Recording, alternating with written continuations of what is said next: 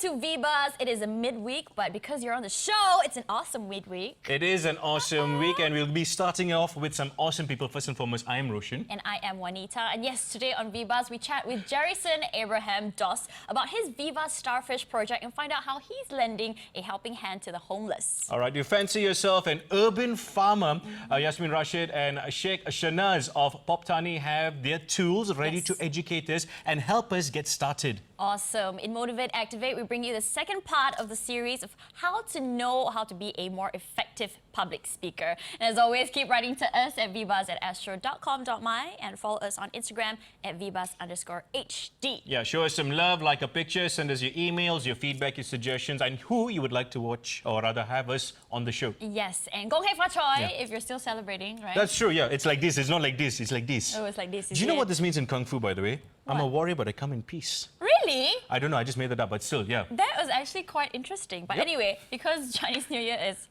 happening, billions of online money transfers have taken place in China, as the ancient Lunar New Year tradition of handing out red envelopes of cash met the internet age. Dun dun dun! For centuries, parents, relatives, and employers have handed out ong bao or ang bao, as they say here, small gifts of money to children or menial workers to celebrate the dawn of the new year. But in increasingly tech-savvy China, givers are abandoning the red paper envelopes and opting instead to transfer money via their mobile phone.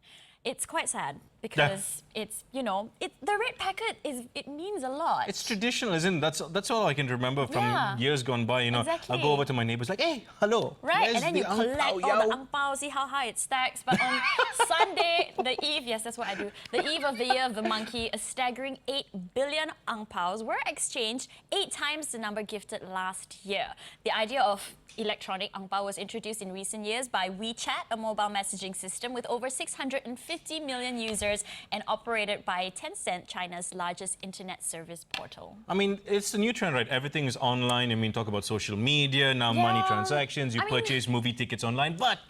Yeah, you pay everything online, but it doesn't mean just because it's easy, it has to be done. There's certain, traditional value. Yeah, traditional value, certain things that go into receiving the ang pao and giving out. Yeah, that's true. I mean, at the end, it's always more personal when I give it to you in person. But then again, if you feel like giving money from China to me, online is the way to go, bro. Just send it to me. I'll give you my bank details later. But speaking about bank details, footballers make a lot of money. But there's a different kind of football, what I'm going to talk to you about. Right. Britain's craziest game of football unleashed chaos yesterday as several thousand people, not 22, crammed the streets of a historic town. Right. To tussle for ball and victory. The Royal Shrovetide football match is an adrenaline-fueled, you know this, I'm impressed, traditional with roots going back to at least the 12th century. And the game has barely moved on in terms of the rules. Now, once a year, the town of Ashborough in Derbyshire, a central part of England, I knew that, by the way, without Google, splits up yards and down yards, basically splitting this town into half. And now both of them are either basically up North River or down South River, off the river, Hanmore. Now, for a free-for-all, it's basically anything goes. It goes through the streets, the fields, anywhere before ending in the water. Now, the riverbank goes about 5 kilometers apart. That's the goals, yeah? That's 5 kilometers apart. And there are a few straightforward rules. Number 1, thou shalt not kill. Number 2, do not hide the ball. And 3, stay out of the churchyard. Because it's so cool. You don't do that. You don't go to the churchyard and play, no. Yeah. Moving on. Now, the aim of the game is to basically get the goal, which is the ball, into tapping it 3 times at the team's milestone. This year, the Upyards secured victory with one of their number of team members that managed the feat. After 3 hours, the contest takes place every Shrove Tuesday and Ash Wednesday, which is the signal the start of the Christian season of Lent. That's such an interesting game, though you lost me at Riverbank 5 kilometers apart. But, It's the same rules. It's just, remember, it's like WWE, Hulk Hogan and... But in the water. No, it's not in the water. Okay. It's not rocket science. I will explain this thing to you a bit later on. But yes, in this week's Motivate Activate, we're going to continue with our 12-part series of public speaking. Now, part 1 was already brought to you some time ago. If you missed out on it, you can always log on to our app and watch our previous episodes. But this week, we're all about public speaking with the second version. Something very, very vital. And if you want to know how you can improve your skills with regards to public speaking, then watch this.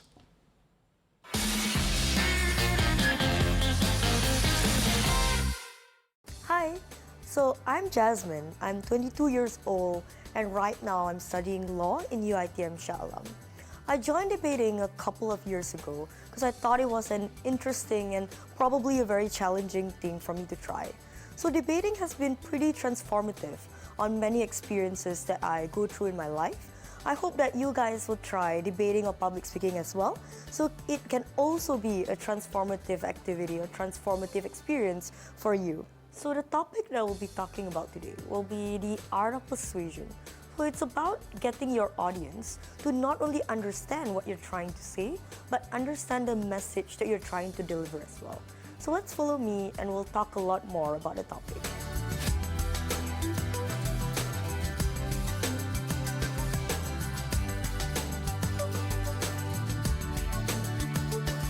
So let's talk about how to make your speech more persuasive. The first thing you must do is to understand your topic. Talk about what your topic means to yourself as well as to the audience. The more you understand about your topic, the easier it is to convince your audience about what you're trying to say. So understanding your topic is both important for yourself as well as for your audience.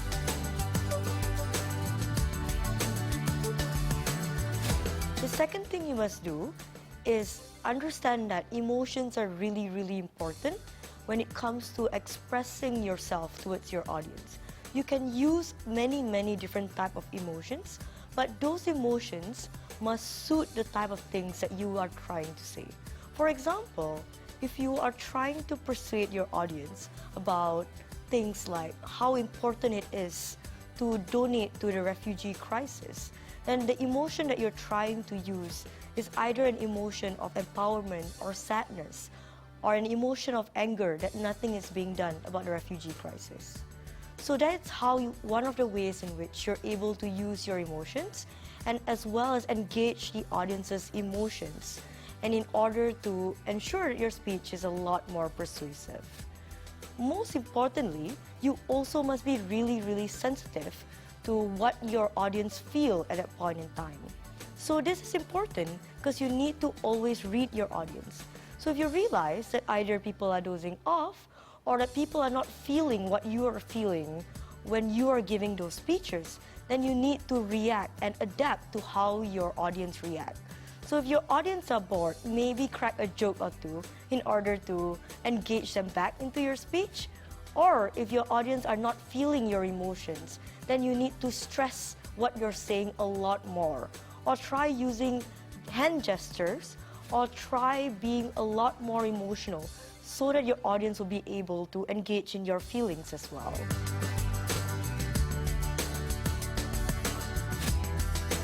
Other than that, you also need to know your audience.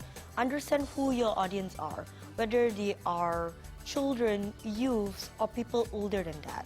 So understanding your audience is important for you to know how and what kind of message that you should convey to your audience, whether or not they might be more receptive to a joke, whether or not they might not like jokes at all. So that's important if you understand what your audience like and whether or not you appeal to your audience.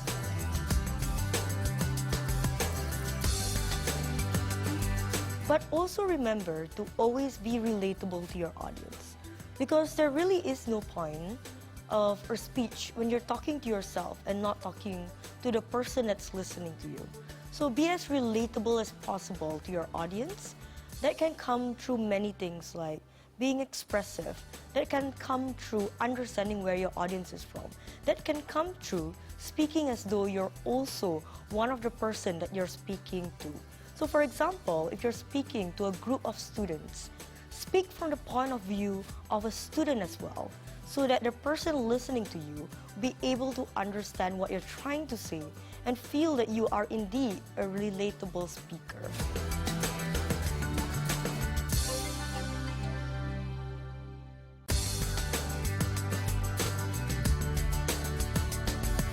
I hope you learned a lot from this episode, particularly about the art of persuasion. So if you'd like to know more about debating and public speaking, please visit the website of Malaysian Institute for Debating and Public Speaking, as well as the National Debate Excellence Center. So please stay tuned for the next episode and we'll see you there. Bye-bye! persuading Awesome. someone. Yes. That's half the battle, isn't it? It is the art of persuasion. You know, when you play certain games, you get charisma points. Yeah, that's how it works. What game is this? If life were a video game, we have charisma points when we learn this. I play football. Never mind. Now, have you heard of the famous anecdote though about the little boy and the thousands of starfish that have washed up on the beach? Yep. Okay, as the story goes, he walks from starfish to starfish, picking them up and casting them back into the ocean. A man walks up to him and says, "Little boy, what are you doing? Why are you doing this? Look at this beach. You can't save Lovely all acting, these by the way. starfish. Don't cut me off, man. You can't even begin to make a difference," he tells the little boy. Well, in response, the boy bends down, he picks up a starfish, and he hurls it as far as he can into the water, and he says, "Well, I made a difference to that one." Now, this story has been the source of inspiration to countless people across the world, including Jerryson Abraham Doss, who joins us on the show today. Welcome to VBUZZ, Jerry. Yeah, thank you. Thanks for having me. It's an Thank you absolute for pleasure. But coming. Jerry, you got to start off.